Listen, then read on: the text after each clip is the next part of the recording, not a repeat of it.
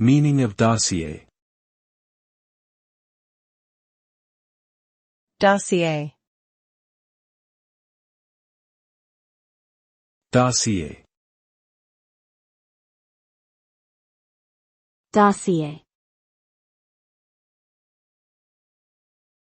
Dossier. Dossier refers to a collection of documents or information about a particular person, topic, or event.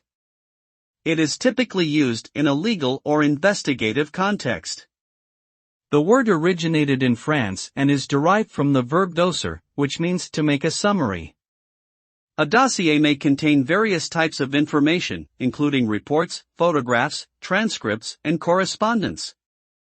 It is often assembled to provide a comprehensive overview of a subject and is used in decision-making processes. Overall, a dossier serves as a valuable tool for organizing and presenting information in a clear and concise manner.